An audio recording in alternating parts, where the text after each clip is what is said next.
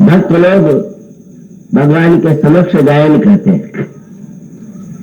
तो किस राग रागनी में हमारे संगीतज्ञ जो है राग रागनी में बड़ा मधुर गायन मानस की पंक्तियों का करते। भक्त लोग जब भगवान राम के गुण का, भगवान राम के चरित्र का गायन करते हैं तो कौन सा राग उनका होता है? और तब भक्तों का एक ही राग है, न वो जो वर्तमान राग रागनी है उसका आप कुछ भी नाम दे दीजिए। भगवान राम को प्रिय लगने वाला राग है अनुराग। अनुराग जो है उसी राग को प्रभु पसंद करते हैं। अनुराग रहित चाहे संसार का कितना भी श्रेष्ठ गायक गावे, प्रथम अति अनुराग भवानी, वो अनुराग का राग वही प्रभु को प्रिय है। और जब अनुराग भरे स्वर में प्रभु का कोई गुणानुवाद करता है तो प्रभु को बड़ा प्रिय लगता है। पर एक दिन भगवान ने भक्त से पूछा, बड़ा सुंदर राग तुमने सुनाया, तुम भी सुनना चाहते हो संगीत? मैं भी तो गायक हूं, कोई भी गायक। हनुमान जी से जब मिले तो यही कहा कि आपने चरित्र कहा मैं गाई, मैंने चरित्र आपको गा के सुनाया।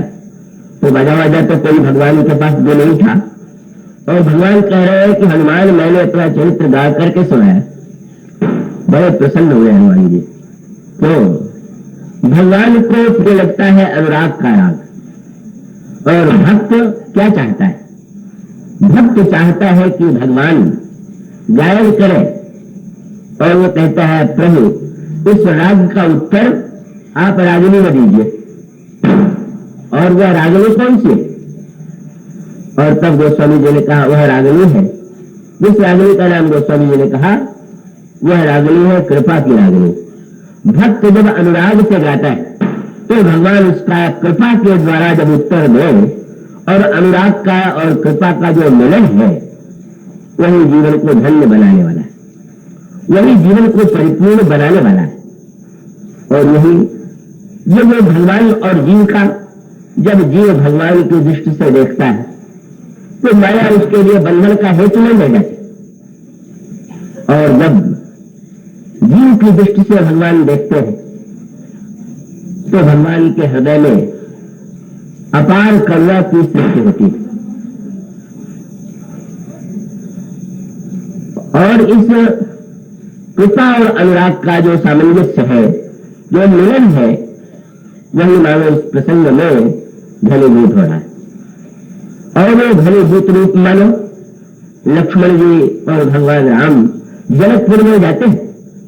भगवान राम लक्ष्मण जी को रचनाओं का दर्शन कराते हैं, और लक्ष्मण और श्री राम को वहां के जनकपुर वासी जो बालक है का जिस नगर का दर्शन कराते हैं वो नगर का दर्शन ही नहीं कराते हैं।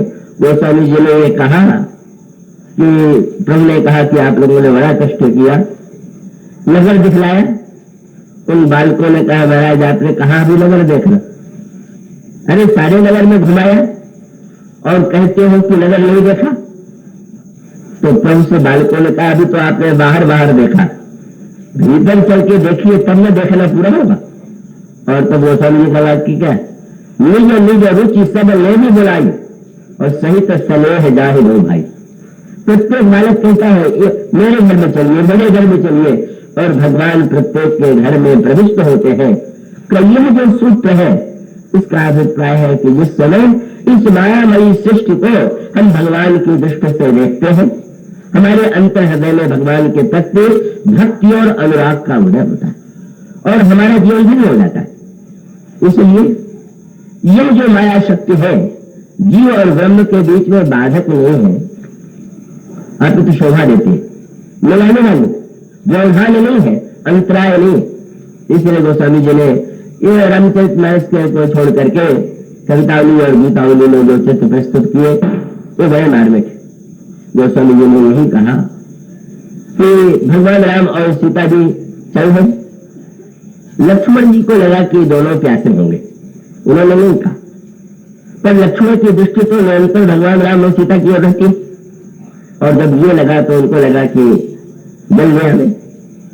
पर इतने निर्भिमानी है कि ये नहीं कहा प्रभु से कि आप लोग प्यासे होंगे जल ला दूं। उन्होंने यही कहा कि आप कहे तो मुझे प्यास नहीं है, मैं जल पियाऊं। प्रभु समझ गए, ठीक।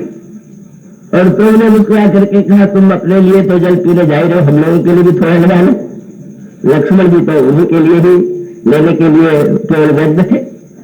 और तब गोस्वामी जी ने कहा कि जब भगवान राम ने आदेश दे दिया, लक्ष्मण जी जल लेने के लिए चले गए, तो प्रभु चलते जा रहे। और अचानक पीछे से श्री सीता जी ने श्री राम को रोका। बोले, महाराज आप आगे चलते जा रहे हैं, भूल गए क्या? बोले, जल को गए लखन, लक्ष्मण जी जल लेने के लिए गए। अरे तो चिंता क्या है, चिंता क्यों नहीं है? जल को गए लखन है लड़िका। अरे वो तो बच्चे हैं छोटे से, अब प्रभु खंडन भी नहीं कर सकते, क्योंकि परशुराम जी के सामने कह चुके हैं कि ये बालक बड़ा छोटा।